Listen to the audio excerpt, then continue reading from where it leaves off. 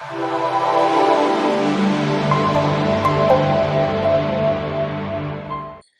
everyone, it's Michael here at Home Health Success Academy, and welcome to the Module 2 portion of starting your home care company.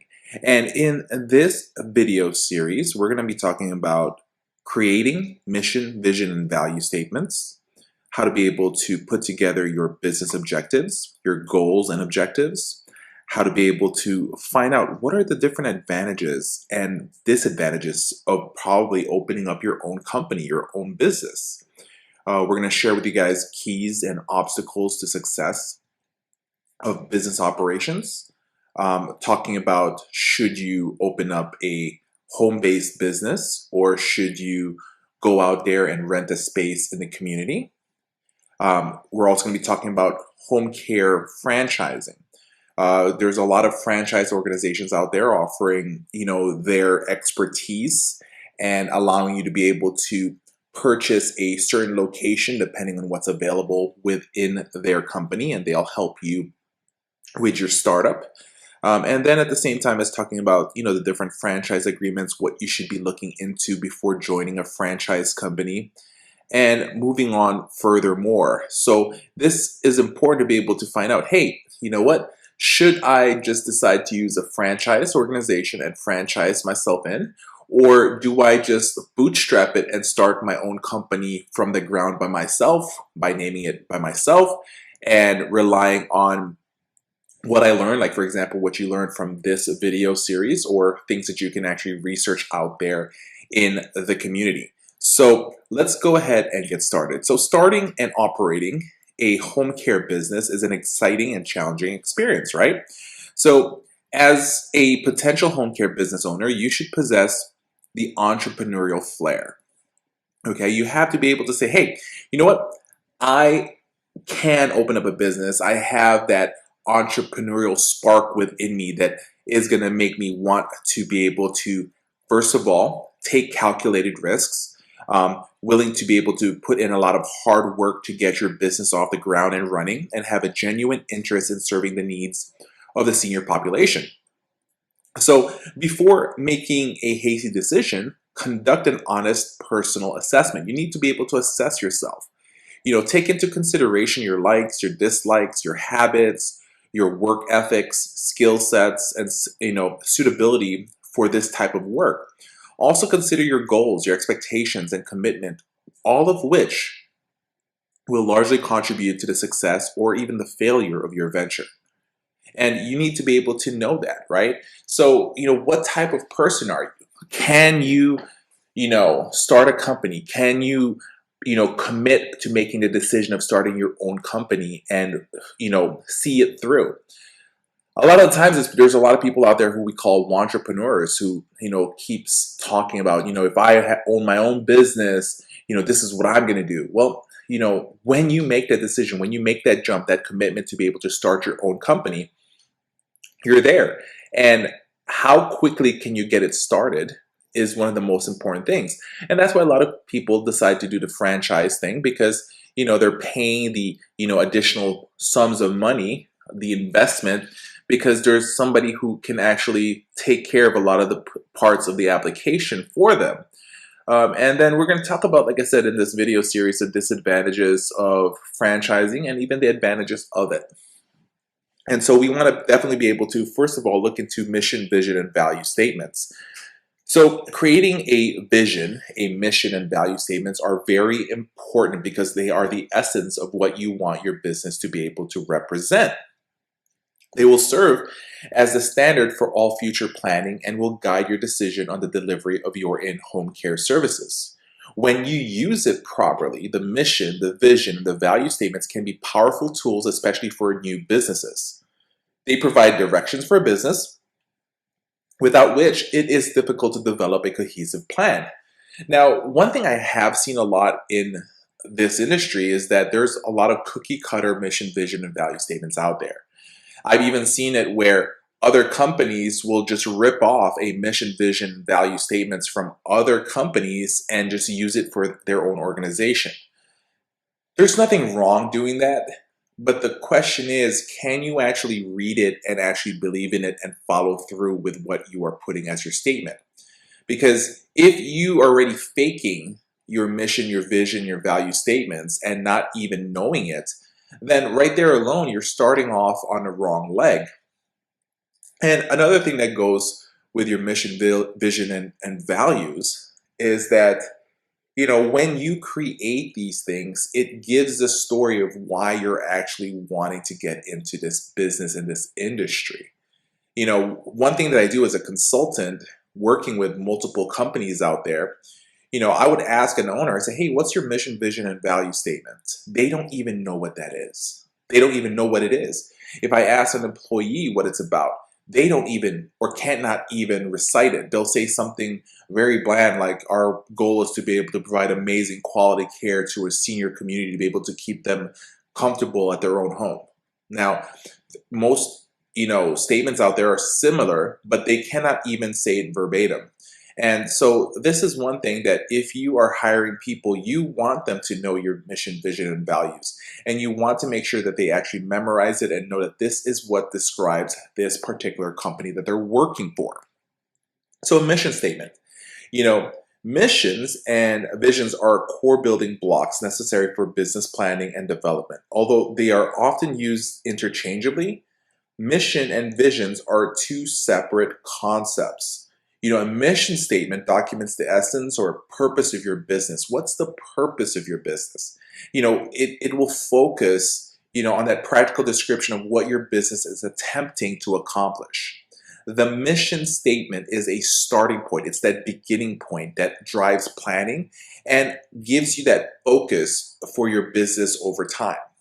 The mission statement should be a concise statement of business strategy and development from the client's perspective, and it should fit with the vision of your business.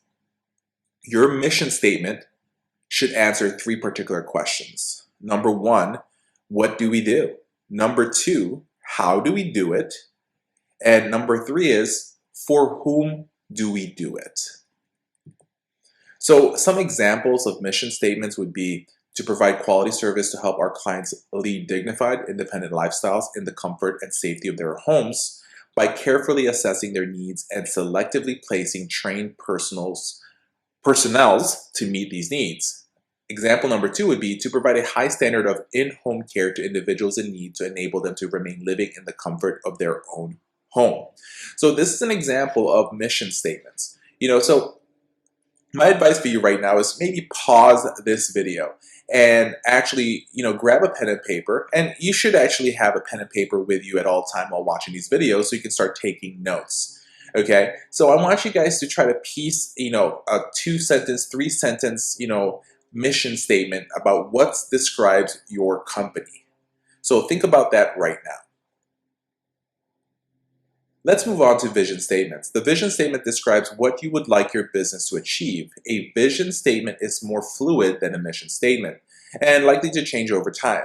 It's okay to change your vision statements, your mission statements, because that's what businesses do, right? It evolves. It's a living organism that eventually starts finding new ways. And so you should be able to update this. But always understand anytime that you update any of these things, especially in your handouts, in your handbooks, in your employee handbooks, you must also make sure that your team and your staff is aware of these changes.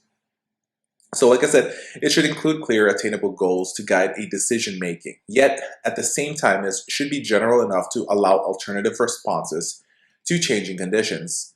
Simply put, the vision statement should reflect what you ultimately envision your business to be in terms of growth, values, employees, service delivery, and contributions to your community. So review vision statements from organizations that have mission statements similar to yours. This will help you organize your thoughts and articulate your own vision. And so, it is okay, like I said, to look at other companies, but, and it's okay to literally say, hey, you know what? I like their vision statement. It's okay to replicate that, but make sure that this is learned by your team and your staff within the organization itself. So an example of a vision statement would be to be known as the agency of choice for providing quality home care in the community, to provide home care services that will meet the social, spiritual, emotional, and physical needs of clients and families in the communities. Your vision statements is something that your team can actually use in your marketing aspect of things, right? There could be a variety of different vision statements. Like if I'm working with a hospital, my vision statement for the hospital is something different than my vision statement for working with a rehab facility to be able to bring their patients into my company. So like, let's say, for example, in a hospital, I tell them, the vision of our company is to be able to work with hospitals, to be able to decrease the readmission rates of patients back to the hospitals, which one, allows the patient to stay comfortable at their home, and number two, prevents hospital from losing, their payments from Medicare, Medicaid, or other insurances. So, think about your vision statements. Take a pause really fast on this video and, write down what could be your vision statement right now at this very moment. Values and beliefs. So values can be defined as principles, standards, or even qualities considered worthwhile or desirable. The manner and way in which you deliver home care services for your clients will be based on the values and beliefs that you set for your business. So these values and beliefs shape the vision, the mission, the objective goals of your agency. All right, moving on to goals and objectives. So goals and objectives provide a focus for the services that you're going to provide. Process and activities and a framework of evaluation to ensure and sustain quality services and financial viability in your community. Your goal and objectives should be clearly defined and based on the mission, the vision, the values, and beliefs of your businesses. Now, if we talk about your business objectives, objectives give the business a clearly defined target. Like, what's your target? What is your plans and your goals, right? So, plans can then be made to achieve these targets and can also motivate employees. They enable a business to measure the progress towards its stated aim, which is the direction that the business wants to go in the future. In other words, an aim is its goals or statements for purpose. So what are your goals? What's the goal for your business? Do you want your census to go from 0 to 50 within the next 6 months, or do you want it to grow from 0 to 100 average monthly, client census within a year? What is the business objectives that you guys have? And the truth is this, is that I try to chunk my objectives and my goals on a weekly basis. So, because sometimes is if you have that, that far away long goal, it can be problematic at times, and you're stuck in a curve sometimes. So for me, wise, I tell my team, okay, this is what's going to happen between today and a week from now, and this is what's going to happen from today to a month from now. This is what's going to happen from this month to the next quarter. So you can also change your business objectives and goals as you go. Now, the criteria for effective business objectives. The most effective business objectives meet the following criteria. Pretty much a SMART, effective business objective. So S, which is specific. Objectives are aimed at what the business does. Example, you might have an objective of finding 10 new clients the first month of the business. Measurable. The business can put a value to the objective, right? You want to achieve a $10,000 in client billing in the first month. Agreeable. Objectives are agreed upon by all those individuals in trying to achieve them, right? So let's say your marketing team, your client service team, your office team, the administrators have an agreeable objective. It must also be realistic, right? Your objectives should be challenging, but should also be able to be achieved with the resources available. And that's why sometimes, going on with an objective or a goal for a whole year or within the next 5 years, you should understand that things can change or things can come up during this whole time. So you want to be realistic to what can actually happen, but at the same time is you don't want to downgrade your objectives as well. And the last one is time specific. Objectives have to have a time limit for achievement. Example, objectives should be met by the end of the year, by the end of the month, by the end of the week, by the end of the quarter, right? And try to keep away from saying, hey, this is what's going to happen within 5 years from now. So what are the advantages and disadvantages to owning your own business? Number one, advantage, you are your own boss. You have control over the hows, the whys, the whens, the wheres, the whats, and who's of running your business. You have creative rights. You make your own decisions. You have taxation benefits as well. You don't have to rely or report to an upper management, or you don't have to answer to a franchise organization. So the disadvantages, there is a relatively high risk of failure, right? So what's the percentage of businesses that fail every year? They say 80% of all restaurants will close down, within 5 years of opening. So it's the same exact thing for almost any business. And the reason why is it's not really, the industry, but a lot of people fail to understand that, other than creating a company, there's that movie by um, Kevin Costner about the baseball film, right?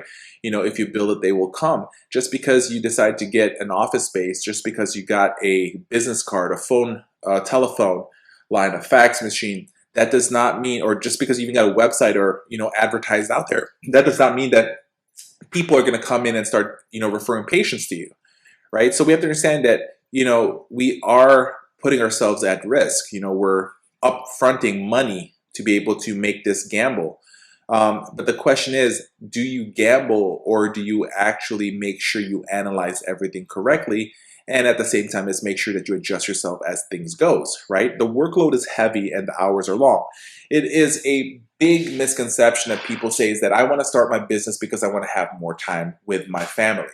I always say when you start a business, it's like adopting a new child, right? And the reason for that is you're adopting a child, you don't know where they came from. You don't know what's going on. You're not starting off things from scratch. And so, you have to understand that it is never, ever, ever going to be a cakewalk if you're starting a business. And you will have to give your sweats, your blood, your tears into this business because you want it to grow and you want it to mature. Okay. This is not a 3-year plan. Most people that open up businesses, they want to make it a lifetime thing. They don't want to work for a person anymore, or they want to be able to make sure that they have an additional item that can actually bring in more money for the family, another flow of income. Okay. And then also, when you're the owner, guess what? You cannot blame anybody else. Everything comes up to you. An owner, whatever time I meet an owner that says, oh, the reason why we're failing is because of my marketer. The reason that we're failing is because my caregiver out there, did something bad and it made us look bad. Okay. So you have to understand, when you are a business owner, everything runs down and stops in your doorstep. You're responsible for everything. The reason why you have a bad marketer is because you hired that marketer. The reason why you have a bad caregiver, you didn't properly train your management team on how to hire somebody. And so they just, did not screen it properly and brought in the wrong person to work for your company. Are there going to be mistakes here and there? Yes. But in the end, no matter what, people are always going to blame it to you. You're the business owner. You're the decision maker, right? When you're that one person, you're the only person in the end of the line, right? So when you work for another organization, you can always blame somebody below you. You can always blame your supervisor, your manager, and the president and the CEO. When you have your own company, the blame stops on your doorsteps, right? And also, income might be inconsistent at times, right? So, you can be making a lot of money one month, but then all of a sudden patients end up dying or patients end up in the hospital that you lose clients. And so your billable hours will be lesser than you did last quarter. And so that can be problematic as well. And a lot of times is the reason why a lot of agencies fail or have problems is because they don't fill their pipeline. There should always be people that you're targeting always, even though you're already fully booked with your caregivers. I would rather have a problem of having to find new caregivers to assign to new patients rather than having multiple caregivers ready to go without any patients out there to be able to give them. So let's look at the keys and obstacles to a successful business operation. You, the business owners, right? The business owner, the business entrepreneur can have a great impact, a great, great, great impact, you know, on whether your business is a success or not a success by what you do and what you do not do. Okay, so let me share with you guys some of the keys to success, right? You actually need to be successful, if you actually do what? If you research and understand the home care market. I met so many owners out there that don't even know the top 5 diagnosis of patients, of senior patients out there, right? And you must understand the market that you're in. You must be able to research and take time for that. You must undertake a feasibility study and develop a business plan. I don't I have a lot of people that have worked with it. They bring us to be able to consult for their company, and I say, "Do you guys have a business plan?" And they say yes. Because it was required by them, for example, by the state. And then all of a sudden, when we asked for the business plan, I said, "Okay, are you guys following the business plan?" And they'll say, "Well, I don't really know what it's all about." So they hired somebody to create a business plan, but they didn't follow it. And so that's going to cause problems for you in the future if you don't follow that. You must also conduct a self-assessment. You need to assess yourself. You need to be able to assess your team as well. You need to hire the right staff. You need to provide superior client services. You need to choose the appropriate geographical area. Okay.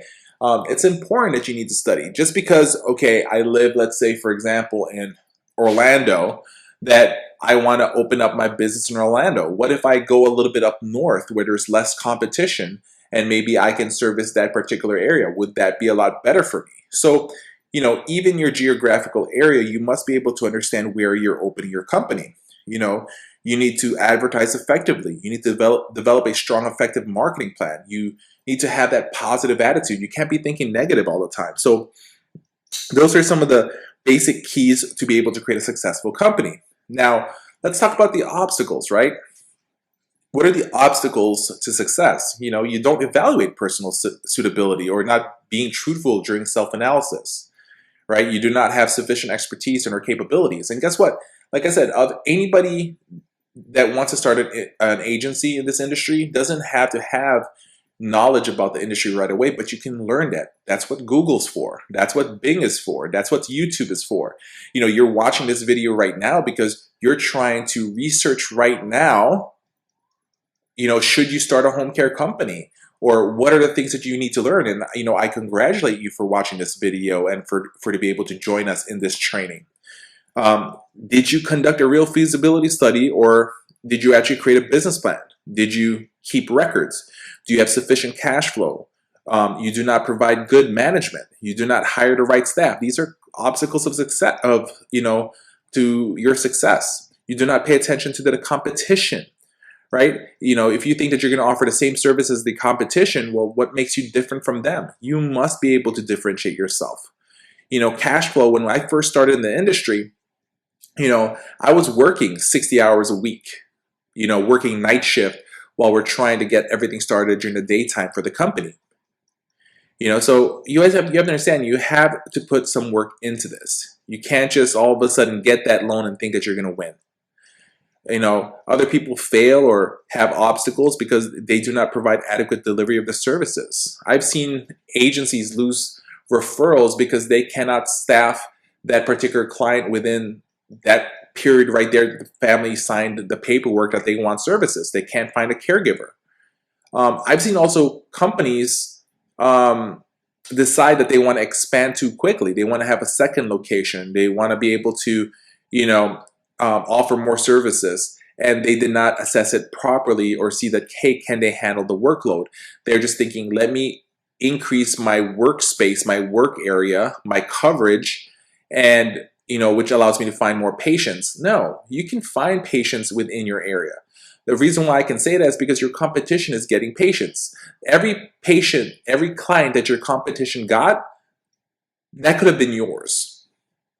So you have to understand, it's not about expansion. It's about being able to be, figuring things out in your community and really managing yourself to be able to get out there and get your company noticed to be able to win in this industry. So let's talk about home-based businesses, right? And, what are the advantages and the disadvantages of having a home-based business? And the reason why we say home-based business is that a lot of home care companies are actually started at people's homes, okay? Because a lot of people are trying to save some money, and there is nothing wrong starting a agency within your home. And the reason for that is this. Typically, your patients are not going to be coming to your office. You're going to be going and to their homes, into their family members' homes, into the community, like the hospitals, the nursing homes, the assisted living facilities, to be able to get these patients. It is rare that people that are going to refer patients to you are going to come to your office. Okay, so let's go ahead and talk about the different advantages and disadvantages of starting a home-based business. You know, one advantage is that it is less expensive than a community situated businesses as overhead costs are low. So I've seen offices starting off somewhere around between $700 to about $1,000 a month for a decent size office space. And right there alone is if you're starting off from scratch and you want to be able to pinch the pennies a little bit, it's okay to save the money by not having an overhead cost for a location, okay? And then there is a lower risk of expensive mistakes. There is an opportunity to use household resources for business use, right? We all have staplers at homes, right? So, if you're opening up your office at home, well, guess what? You have a stapler. That's a great thing, right? And then there's that gradual startup, and growth. Because here's one thing: if you have an office space and you're paying $1,000 a month for this particular office space, all you have to think about is plain and simple is you need to be able to come up with $1,000 to be able to pay for that. So you better be able to have, a client to service right away, build profit, or else, you're going to have to dip and take money away from your own savings. Okay. So this allows you to be able to save money. And then also commuting time is reduced, right? Time is money. I would rather be able to, hey, go out straight out there marketing rather than having to report to the office. And if your office is within your house, then guess what? It's a lot easier to be able to not lose any time because you can start working right away. There's also no assigned standard for dress codes, right? So, but here's the thing about that. Just because that there's no assigned dress codes, that does not mean you're working the phone, in your undies or in your pajamas and everything. When I've actually had my home-based businesses, I still dressed up for work. You're not going to see me wear a suit and tie at home just to do work in my home-based office, but I still make sure that I get up. I still make sure that I get ready. I still make sure that I do everything that I do to myself to prepare myself like I'm going to an office, a real office, okay? So it also provides a relatively inexpensive way to test the market. The business can start off on a part-time basis until enough reserves are obtained to make it a full-time venture. Yeah, you can be able to test the market. Why is it? Well, number one is you're not stuck in a lease, right? So sometimes if you're gonna lease a office space, the minimum you'll get is to be able to do it for a 3-year lease. So if all of a sudden you feel that maybe a year, 2 years in, this really is not for you, then at least you're not stuck on a lease that you have to continuously pay or else they'll go after you.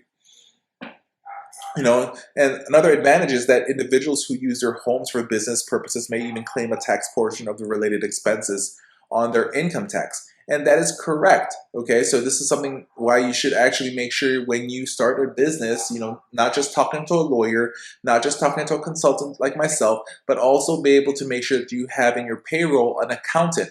And I'm not talking about the H&R Block accountants out there. I'm not talking about the Liberty tax people. I'm talking about having a real accountant that can actually manage your books, that can actually do the long forms, because there's a lot of write-offs that you can actually do while you're starting this company, okay? So you must be able to learn those things, So another advantage is that the amount that may be claimed for income tax purposes as well, right, is amazing, right? Because you can claim certain losses. Now, I'm not an accountant myself, but I've worked with plenty of accountants in my whole life so that I do understand some basic jargon, like for example, if you're using a space in your home, guess what? That right there is a write-off. It's an expense for you as well, and you should actually take advantage of that. Now, let's talk about the disadvantages. The business will be less visible than it would be in a commercial space, right? And that's the truth as well. But like I said, in the home care industry, we're not really out there to market our company itself. Now, unless you're going to get an office space that's going to be visible in the streets, or you're going to get an office space that you're going to have a large sign outside, then that is going to be a disadvantage if that's something that you want to actually do. Now, another disadvantage is that a lot of discipline to work the required number of hours is required. When you're at home, you're stuck. Should I watch TV? Should I see what's the next episode of The Walking Dead? or should I make these phone calls? And so that can be very difficult as well, is that how can you differentiate what's work and what's not work? So like I said, I truly suggest that, when it's clock in time, you devote yourself to the clock and make sure you devote yourself to the business. And I'm sure you guys have worked with coworkers who go to work and they work an 8-hour shift, but you know that they only work 4 hours that whole 8 hours because they were just spending time gossiping. And the question is, what type of employee are you? Also understand there's an isolation and loss of contact with colleagues. When you start, when you're working in an office or a hospital or whatever like that, and you're used to having, contact with other people, when you decide to start a business, a home-based business, well, guess what? You're not going to have that camaraderie no more. You're not going to have all these people that you can talk to every day that makes your day go by, better. So you're going to be at home. You're going to be hustling there. So there can be that loss of contact. Family can infringe on work times. I've called some agencies at times, and all of a sudden you hear the kid in the background crying. You hear the dog barking. You hear, the TV just blasting loud out there, right? So your family can infringe on work time, and you don't want that to happen. You should not allow family to be in business anyways in your office, okay? When work is work, family is family. Allow to make sure that you guys can separate those things. I've seen a lot of companies have problems because they bring family into the mix and don't know how to be able to separate that. There can be an increase in family stress as the demand for work and families are juggled. A person's motivational level can drop. Now, can that happen? Of course it can, but it can even drop when you're working for another company, right? Dress can become sloppy. Like I said, don't go to work dressed up in your pajamas, okay, or your undies, or just some workout clothes. Come to work like you're going to work at another company. And you want to be able to understand that these are things that you need to adhere to, okay? There are some places where there are restrictions, zoning restrictions, that does not allow you to be able to work at home. All depends, right? There could be conflict with neighbors over noise, traffic, and parking problems. Now, this only happens if your company starts growing, you have people working for you. All of a sudden you have your employees parking in the streets, blocking things, and that can start causing problems, okay? So you also want to pay attention to that. Sometimes it's good to start to do work at home, but once you start increasing yourself and you see growth happening, eventually you're going to have to move out of the home and allow yourself to become or put yourself in a location. Now, there also may be limitations and or regulations to operating home-based businesses. So make sure you find out what are the rules and laws within your company. Another disadvantage that I always say when it comes to leasing, getting a business office or staying at home, is that when you stay at home, okay, what ends up happening is that you saving money so much that you don't want to spend money. So you also want to avoid that you don't want to be cheap too much. And one thing I always tell people is this, that people sometimes put more value in something they spend money on because they're putting a risk on things. So always pay attention to that as well. Okay, so in the previous section, we talked about the possibility of you opening up your home care business at your home. So the next choice is to then open up your business in a community-based business, right? Meaning that you are now going to open up at an office or a shop, right? So, if your decision is to operate a business at a location other than your home, then a site needs to be chosen, of course. So while location is not as critical for a home care business as it would for a retail store, there are still some factors that should be considered. The main objective is to find a spot that is convenient and accessible for clients. It should suit the needs of clients in the market for home care services. So some examples of a suitable place would be close proximity to one of the following places, right? So health units, medical clinics, senior citizen clubs, care facilities, social services, veterans administration, community resource offices, legions and other veteran organizations, neurological societies, hospices, and mall or downtown. Now, what I mean by mall is not, the shopping mall, but more of like a strip mall type of a setup. These are good ideas to be able to place your facility. Now, when choosing that facility, being in this industry for a long time now, I've also seen a lot of office places where you walk in and there are like 10, 15 home health, home care companies within one building.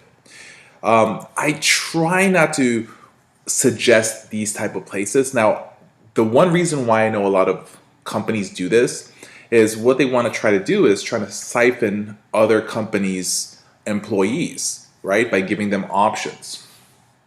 Now, that can be a good idea, but you guys have to understand in this industry, a lot of the field staff don't even come into the offices no more. Okay, they get their checks direct deposited for them, right? So they're not even reporting to these offices. And when they come to these offices, they don't look around and say who was in the building. They're not really going to be doing that. They go straight to the office that they are familiar with.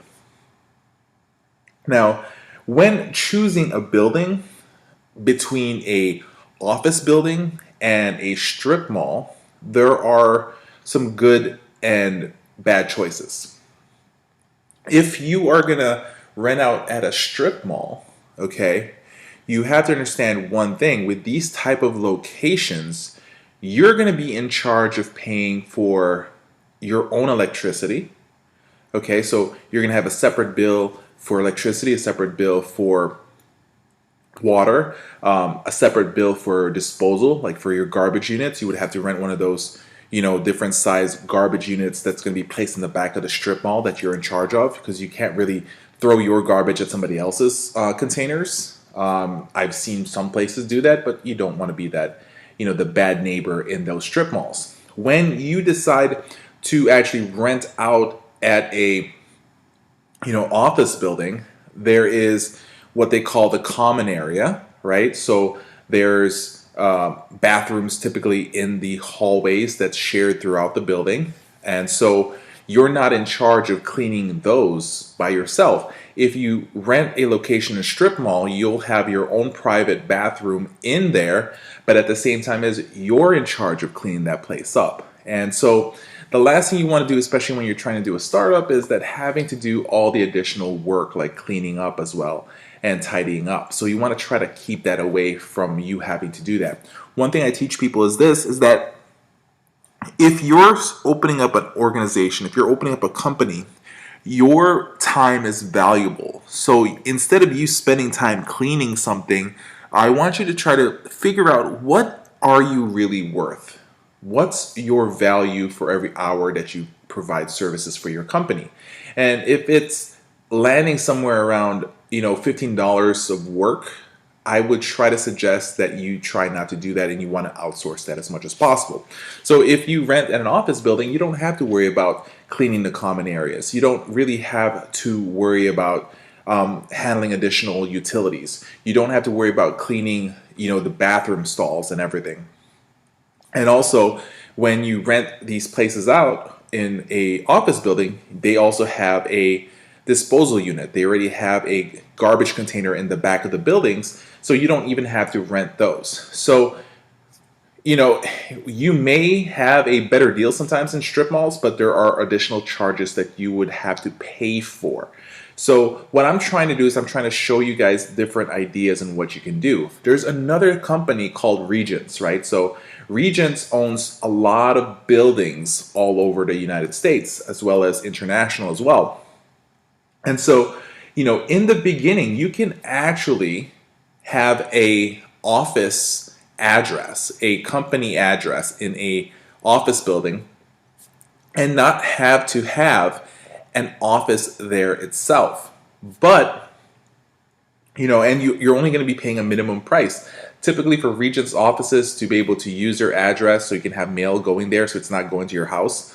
Because also, think about it. If you are renting if you're at home, you have a home-based business, you may have to interview people at your own home. And so for me wise, I don't really want people going into my own home, right? So you can set up where you can rent a office for the day, for example, at one of these Regents buildings, and you can conduct your interviews over there. That's one good idea to be able to hold that, right? So, there's good and bad in regarding to what you do if you rent a community-based facility towards, having your home as your home-based office. So these are things that you have to kind of figure out. And so that's why the importance of, you know, setting up your business plan, creating that, that plan that you guys can create to be able to figure out what you really want to do, where you want to spend the money, where you want to hold back on several of expenses. So let's keep on moving on. Moving on to home care franchises, right? So First Light Home Care, Visiting Angels, Home Helpers, Comfort Keepers, Senior Helpers, Home Instead. These are some of the more famous home care franchises out there, and there's actually plenty more that exists. And so, making the decision of actually franchising is also another choice that you may have. And so what we want to do in this video series section is to be able to discuss, the good and the bad, the advantages and disadvantages of franchising. And if you do decide to franchise, what are the things that you need to find out before you get into an organization? So the franchisor, meaning that franchising combines the expertise and marketing skills of a franchisor with the entrepreneurial vision and capital of a franchise, right? The franchisee, you as a small business person, gains the advantages of a proven operational system with business management training and advertising while buying into a tested service or product. Each home care franchisor is different, right? And has different expectations of its franchisees. Each has its own level of support to offer and in turn expects varying degrees of conformity to its policies and procedures. So before investing in a franchise, you should learn everything you can about them, including their past records, where they are now, and where they plan to be in the near future. It will be up to you to determine the strengths and weaknesses of the franchisor. If financial assistance from a bank is required, be aware that banks prefer that the franchisor has been around for a long time, is run by competent management, demonstrates financial strength, and is up to date with their market, meaning the franchisee's clients. So the following is an overview of the franchise concept and a checklist of questions that you should ask in making an informed decision regarding the purchase of a home care franchise. Is the franchisor a private company? Is it a public company, or is it a subsidiary of another company? Are the franchisor's financial statements available? Do the franchisor's financial statements show historically favorable trends? Does the financial viability of the franchisor appear assured for years to come? Has the franchisee under current ownership ever been placed into receivership or even bankruptcy? How many years has the franchisor operated in the industry? So you're going to see a lot of franchisors out there who's been in the business for 10 years. But the question is, they've had a working model, a company that's been open 10 years, but the question is, how long have they been franchising their business out there? Sometimes they've been existing for 10 years, but they've only started offering franchisee options for the past year. So these are questions you need to be able to understand. How long has this company been franchising? How has the franchisor ever been found to be guilty or liable of any litigation with franchisees? Are they having any difficulties right now? So for example, 7-Eleven, for example, right now they have a lot of franchisees out there, but there's a lot of legalities happening right now where the 7-Eleven franchisees are teaming up to demand certain things from the 7-Eleven organization. Okay, so you need to find out what's going on in your industry, and this is something that you have to make sure you make your own due diligence to do that. Not just asking a question, but actually researching, Googling it, using Bing, using YouTube, whatever you need to do. So what business experiences does the current management have in this business, in franchising? Because you're going to be surprised, sometimes they'll bring in a CEO who doesn't even have experience in the home health industry, the home care industry. They just have experience managing and running a company. So does that company, the franchisor, manage other franchisee systems, right?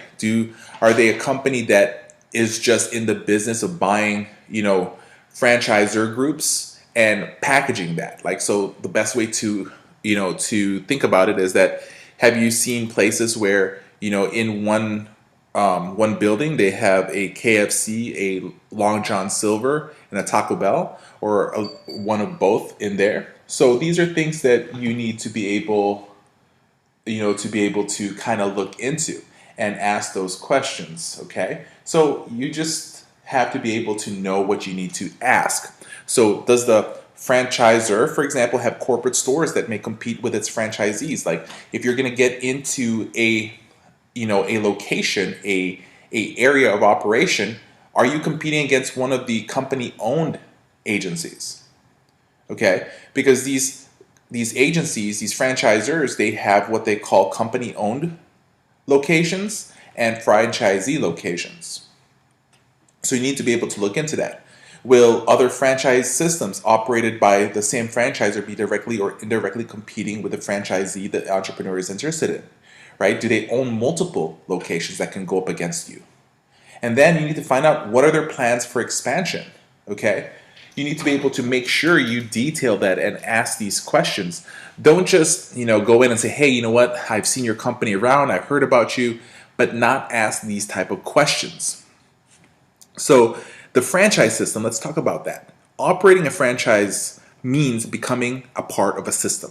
If you are an individualist, you find that being part of a system is too constraining. The franchisor charges an upfront franchise fee as well as a royalty fee. So what do we mean by franchise fee and royalty fee? Franchise fee is because you're buying into the system. You're going to see a lot of franchisors out there charging $30,000 to $50,000 to be able to, get a location started. The royalty fee, typically you're going to see 3% to 7% gross. So meaning, let's say, for example, you bring in a client, you start servicing the client, and the client pays you, let's say, for example, $1,000. What happens is the company will get 3% to 7% of that $1,000. Okay? And that's before you pay your employees, your facility location, your taxes, and all. So they get 3 to 7%, depending on which franchisor that you actually deal with. So this is something that you need to be able to ask up front and find out from them. You should dissect these fees to determine exactly what they cover in order that you can be satisfied that value for your dollar is being attained. What the franchisee is buying is a method of doing business. And so why do you franchise? Well, you have a possibility of a proven system that they've created that allowed their company to grow. And because of they have a set of policies and procedures, a set of how to be able to run the organization, you're buying into that right there. Okay, so it's pretty much similar to what you're doing right now. You're watching this video series on how to be able to start a home care company. A lot of people don't know how to do that or how to find the information. So rather than them doing that, they go into a franchise business so that they can just have that organization help them with every single step to open up those locations. You need to be able to look into the franchisee agreement, right? So in a franchisee agreement, the system you will be working under is laid out in the form of a franchisee agreement. This agreement is what you are bound to operate by and will have to abide with as a franchisee. So typically, for example, if you want to add certain services that the franchisee doesn't offer as a group, you cannot add that because it has to be approved by a corporate system. Just think about it. For example, like McDonald's, those are owned by corporate, but as well as franchisee locations. A franchisee location can't all of a sudden add an extra thing in the menu that the McDonald organization does not approve or does not say they can do. So it's the same exact thing within, you franchising a home care business. So following are some of the questions you should ask as well, right? What are the duration and renewal terms of the franchisee agreement? Meaning that, Do I have to renew after 3 years, after 5 years? Or how long does this agreement work? Because I've known people where they decided that after, one set of agreement, let's say, for example, it's a 5-year agreement, that they decided that they just want to go on their own and they don't want to use that franchisee's or that franchisor's name no more. Okay, you need to be able to ask what significant events can cause the termination of the franchisee agreement, meaning that, can they just decide to cut you off, or, are there things that if you decide to do that you make a mistake on, that they can actually grab everything away from you? So you need to be able to find out what system is in place to resolve disputes between franchisors and franchisees. Are there franchisee organizations and associations where you can meet up with other franchisees to be able to, ask questions? What are the limitations or of territorial protection, of any, right? So what we mean about that is that what are the limitations? So let's say, for example, you're in the Chicago area, all right, and you're working, let's say, maybe in the south suburbs of Chicago. So one good example is there's one home care company that I know in that area. They're in charge of three local cities in that area that has a good amount of population. But let's say, for example, you're working in those three cities, but then one of your referral source gives you a referral, but that particular patient lives on another city that's within your area that you can reach, but unfortunately is not in those three city names that you actually service. Well, guess what? You cannot provide service for that. That's going to end up going to another company within the franchise organization, because you cannot be taking patients away from them. So you have limitations. And that's one thing that in the franchise industry you can face, right? So that's why some companies will at times decide to just go on their own, because if they go on their own, they can actually cover every place that they want to, and that makes it a lot better for them. So there's a larger geographic area that they can cover. Whereas when you are working with a franchisee organization, you're unfortunately going to have to only cover what cities that they give you. Now, a lot of franchisor organizations allows you to be able to purchase two packages. You can get this area right here and the conjoining area right there. So you can have 6 cities. But guess what? That right there, you're going to end up paying for 2 locations. So those franchise upfront fees, you have to pay double of those. You may get a discount a little bit if you do it together, but at the same time, as these are questions you need to be able to make sure you ask. You need to ask them, will the franchisor own or head lease the location? A good example for that is that, do they actually have an agreement where they actually will be in charge of the lease of that location? So, when you think about McDonald's, I love using McDonald's when we talk about franchising, is because McDonald's does a good job. A lot of people don't even know that the primary business that McDonald's is in is the fact that they are actually a real estate company, meaning that any McDonald's that you guys see that exists, if it's either company owned or franchisee owned, the location is actually owned by McDonald's itself, which means any franchisee that actually has a McDonald's franchise, they still have to pay a lease towards McDonald's, because McDonald's owns that particular location. You also need to find out how much will additional training cost, right? They may give you initial training, but any additional training, they might want you to pay for those as well. They may ask you to even pay for, conferences that they may have yearly as well. What ongoing market support can the franchisee expect? Meaning that, are they advertising? You need to find that out. What percentage of what's being paid to the company goes into marketing, okay? And you guys also have to understand, let me ask this one question. When was the last time you actually saw a commercial for a franchise organization providing home care? So you need to find out what are they doing to market the organization? Where are they marketing the organization? How are they marketing the organization? How much are they spending to be able to do that? Right?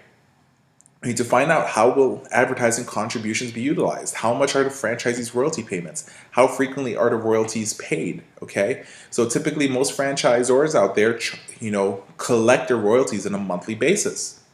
There's some franchisors out there that does it quarterly, but typically most home care franchisors are doing monthly payments for royalties.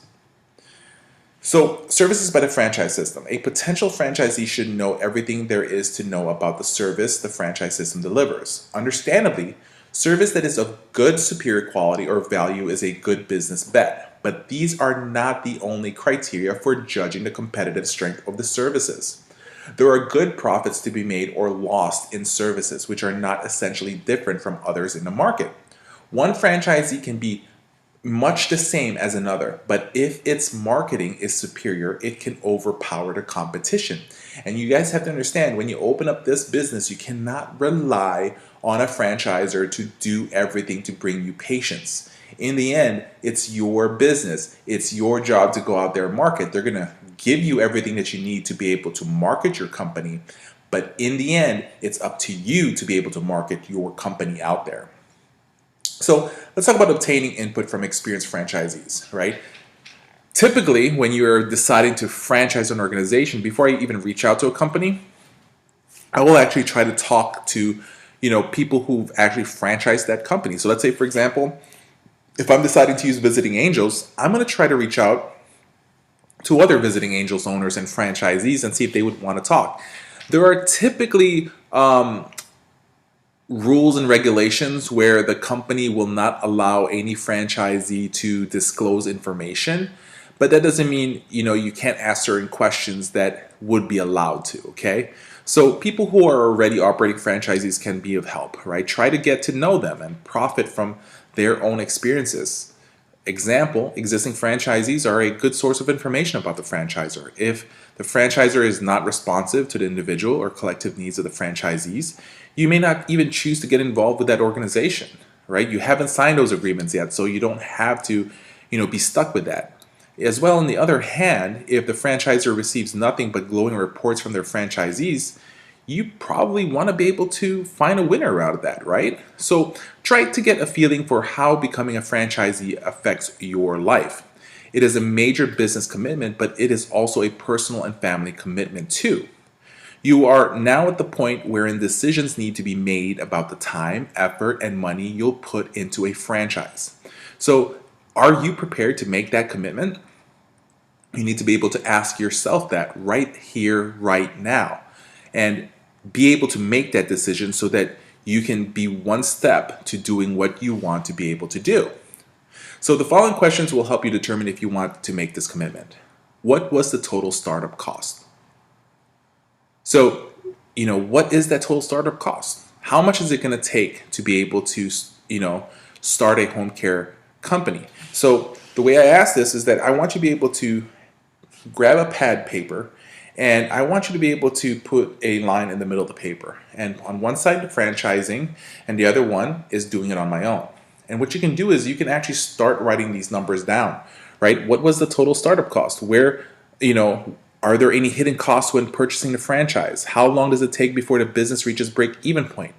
Because think about it. If you are going to be committing $30,000 on a franchise organization, and with these franchise organizations, they do not allow you to have a business at home. You cannot have a home-based business. They want you to have a physical location. So you guys have to know that, right? So, if your cost to be able to franchise an organization is $30,000 for the franchise fee itself, don't forget that you still have additional fees, your locations, the computer systems, your desks, your supplies, all these kind of things to be able to do a startup. Typically, if you are going to be doing a startup franchise, most franchise organizations will tell you the startup cost to be able to get into this business is around $100,000 to $150,000. And so, do you have the funds to be able to do that, right? And so imagine if you are investing somewhere around, let's say, just even $50,000 to a franchise organization to start it up. How long is it going to take you to be able to break even and get that money back, and at the same time is not be worrying about everything because you still have to pay for your salary, the facilities, and all these other expenses, And was the franchisor's training adequate? Sometimes you have to ask yourself that, when you talk to them, how much training are they going to give you? Are they going to go out there in the field with you and show you how it's done to market the company? have any franchisees had any serious disagreements with the franchisors? You want to find that. This is the second time I've spoken about that, but you need to find that out. You need to find out, are the franchisees satisfied with the marketing and advertising support? When you're looking into this business, you will have to sign a non-disclosure agreement, an NDA, as they say, if you're doing the first step into franchising. And this allows you to be able to get contact information for franchisees in your area as well as all over the US, and allows you to be able to contact them once you've signed an NDA, or what they call a non-disclosure agreement. Okay. And by asking these people, by being able to make phone calls, don't just call someone in your area, call out of state as well. That's my biggest suggestion. Just like anything else, when you're hiring a worker for you, an employee, you should do what they call a reference check. Same exact thing when you're getting into a franchise agreement, you should do reference checks, and you should actually do more than 20. Okay? I would suggest you do more than 20 background checks, meaning you're going to try to speak to at least a minimum of 20 franchisees out there and get their input and what are things that they would suggest you to be able to get. Okay. But of course, just because you get this information, no tattletaling. Don't be going to the franchise company and saying, hey, well, your location 068 over in North Carolina told me that you guys are having these kind of problems. So don't snitch on these companies if they're willing to give you some information that, franchisor organizations wouldn't want you to hear. So let's go ahead and start talking about the advantages and disadvantages of getting into a franchise. I think this is an important topic that we should discuss, right? So what are the advantages? You are buying a tried and tested system, supposedly, okay? So depends on which franchisor you're getting into. So that's why you really have to look into that and research. I'm telling you guys one thing, there are a lot of people who have franchise organizations and they are doing really amazing, okay? You need to be able to know that, right? So a reputable franchisor should have no difficulty in demonstrating the viability of the business. Another advantage is that you are benefiting from a franchisor's experience and knowledge, thereby reducing the scope of making mistakes. They already know the mistakes that they've been facing before when they ran this industry, when they ran this business. So you learning from mistakes is a great thing. That's why we do a lot of these free videos. That's why we do a lot of these trainings such as this that you're doing right now. And the reason for that is we want you to be able to learn from the mistakes. The best way to do good in business is to learn from people's mistakes and know how not to face those and how to solve it faster, rather than facing the mistakes and making the mistakes yourself. Okay, so in many cases, you will be taking advantage of the name and the reputation which has already been built up by the franchisor. A properly tested and structured franchise system offered by a competent franchisor offers more of a safety net than going into business independently. As with any form of self-employment, you'll be working for your own future, not somebody else's. But also understand that if you get into a franchise organization, you're still reporting to somebody above you, right? So there is some form of checks and balances, and there's some form of a boss still. A lot of people that decide to start their own company is because they don't really want to work for somebody else. They would want to say that they work for themselves and they respond and answer to their own selves rather than somebody up there in management. So let's talk about disadvantages of franchising. As a franchisee, you are not entirely your own boss, right? Like I said. So also, finding out about a franchise is a costly and time-consuming business. Extensive research is vital when choosing a franchisee. Buying a business format franchisee does not come cheap at all. Like I said, it goes from between $30,000 to $50,000 just for your initial buy-in. And also, the failure of the franchisor can leave the franchisee with a business which is not viable as an independent operations. There are several home care franchisors out there that have closed up shop as well. And so, unfortunately, ends up leaving the franchisees in limbo, okay? So if control of the franchise changes hands, it could be for the better, but it could also be for the worse. And so you need to be able to be active in knowing what's going on into this industry. Okay, you are very much dependent upon the ability of the franchisor and other franchisees to maintain the integrity of the brand. So here you are selling this product, but then let's say, for example, your neighboring franchisee that controls the other side of the area, unfortunately, got into some bad mojo, right? Got into some bad press. That can cause problems for your company because guess what? You guys are all operating under the belt of the same brand, and so you're relying into that. Okay, so we discussed the several ways to be able to make a decision on how you're going to start your agency. Are you going to do it by creating a home-based business, like meaning are you going to have your agency open up at your home and use your home address and provide a certain location within your home to use it as your home-based business, or are you going to get a lease a facility somewhere in the community, like in a strip mall, in an office building, or wherever? Or are you going to get into franchising? And are you just going to try to pay a company so that they can use their training, their ideas, their management, and help you learn how to be able to run the business? Now, we want to be able to give you all three options regarding what you should do to start your business. Always remember, if you're going to franchise, you can never use your home as an address for a franchise organization because they actually want you to have an office space. So there's a lot of decisions you have to actually make. And, are you going to pay the $30,000 to a franchise organization, or are you going to use that $30,000 franchise fee to just use it within your company and start it from scratch? So these are decisions that you have to make. Either or. The reason why we provide this training is to be able to give you all the information that you need to put together and say, hey, this is a great idea. Now, in the next video series that we're going to talk about feasibility studies. And no matter what, in a feasibility study, you should do that whether it's going to be for a home-based business, a community-based business, or a franchise business. So I hope you enjoyed this particular section. And if you have any questions, always give us a call. We want to be able to help you create this successful business.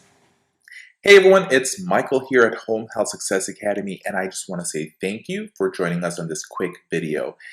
My intentions for today is to be able to get you guys to start using our online marketing university. The intention here is to be able to have you guys make sense of why joining our online learning platform is what's going to be able to create success for your agency. Okay, and we want to be able to give you all information that you need to create success. A lot of agencies nowadays are having problems how to be able to get more referral sources, how to be able to get their current referral source to give them more patients, how to go after past referral source that you lost to another agency, how to be able to increase your revenue, right? A lot of agencies are closing down nowadays, and our intention is to be able to give you all the knowledge that we share with clients of ours that pays us thousands of dollars to be able to manage their marketing team and their agency. So we're reaching out to home health agencies. These are the skilled nursing agencies, right? That bills Medicare and insurances and Medicaid. Then we also want to reach out to the non-medical, the caregiving and homemaker agencies, and especially hospice agencies as well. And we definitely want to be able to have owners, administrators, especially marketers and liaisons for companies to be able to take this online program, an online platform that's going to give you everything, all the knowledge you need to be able to create success in marketing your company. Remember, marketing your agency, selling your services is 100% of your revenue and is in charge of pretty much paying your salary, paying your employee salary, paying your co-worker's salary. This is what we have in our online university. We're showing you how to be able to create your target market, how to be able to look out into the area that you're in, figure out who are the right targets you need to be able to hit, who are the ones you should be visiting, who should you be following up with. We're going to show you how to create a sales process. If you are a company that does not have a sales process, that does not understand a business cycle, this video is important for you, right? When you guys admit patients in your company, you guys have an admission process, right? And if somebody skips something, if somebody shortcuts something, things may fall through. Same exact thing when you're marketing your company. You can't just go out there and think things are going to happen naturally. Okay, so we're going to show you how to do the sales process, how to do your presentation properly. What are the mistakes that you're going to be facing, right? Because we all make mistakes, but guess what? We've made mistakes ourselves, right? For me, for example, I made a lot of mistakes in marketing, but I figured out how to be able to handle that so that I don't do it again. Or if it does come up, how can I actually solve it faster? How to handle objections. You guys heard it all. We don't have time to meet with you. We are already working with another agency. Oh, you know what? I don't have any patients that needs home health yet. You know for a fact that that doctor just took care of another patient that had home health services. How to be able to learn how to get into the front of the nursing homes, into the hospital's preferred provider list, the do's and don'ts of marketing. You know, how to be able to find out different marketing strategies. What should I be giving out to people? Should I have lunch and learns? Should I not have lunch and learns? How much should I spend in a marketing target? Cold calling scripts. A lot of us don't even want to cold call. People are saying cold calling is dead. The reason why people say don't make cold calls because they themselves have quit on making cold calls because they themselves have faced so many objections. But guess what? If you are able to create an appointment, you have a 70% chance of getting that business than walking in cold by yourself live. Okay? So you guys have to understand, how do I handle a cold call? That's very much important. All these different series is available individually if you want to purchase them. If you want to purchase just the follow-up techniques, which we will show you guys a follow-up technique on how to be able to increase it, right? We're going to show you guys day 1, day 2, day 3, day 4, day 5, every single thing you need to do to be able to increase that potential referral source to refer patients to you guys. You can purchase that particular series by itself, that for $199, or we're going to share with you guys our membership platform, okay? So let's go ahead and talk about that, right? So like I said, you're going to have access to each one of these courses. You're going to be able to purchase these individually, but if you join our online marketing university, which we have a membership program that we're going to share with you guys in a few, okay? So that's what we do at 10xpatientreferrals.com. This is the particular website right here, okay? When you go into that website, you're going to see 3 memberships, okay? 3 memberships. We have our platinum, our silver, and our gold membership, okay? And so right now, as we speak, okay, right now as we speak, we talked about our online, our boot camp that's coming up all over, right?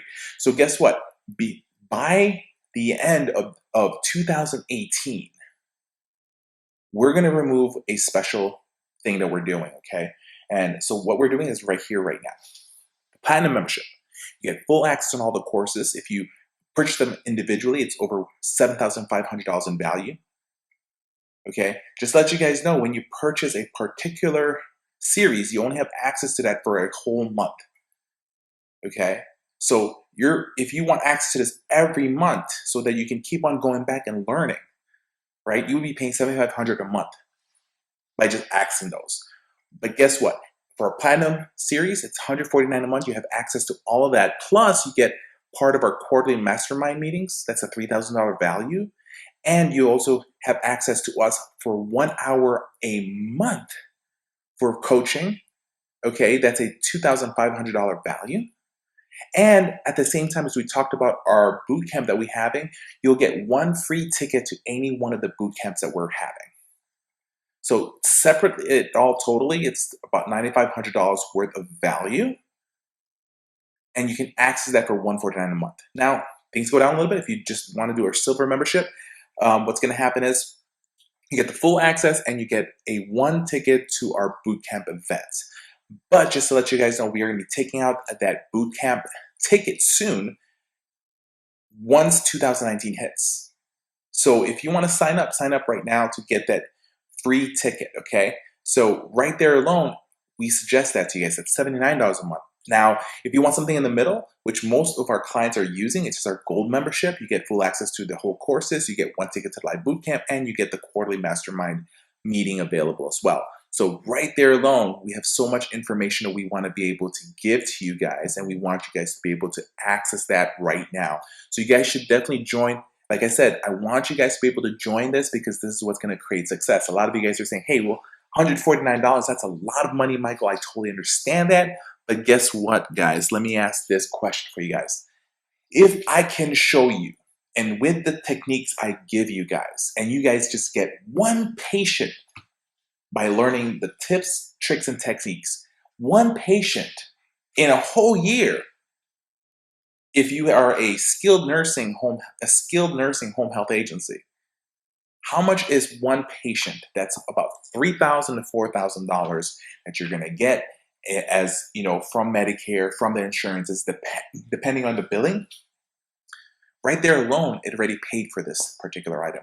But our goal is not to get you one patient. Our goal is to be able to double your referral sources, to increase it, to increase your patient census. That's what our main goal here for you guys is, to be able to learn how to be able to handle gatekeepers, how to get the appointments, how to present correctly, how to get physicians to start referring patients to you, to get these social workers to start using your agency.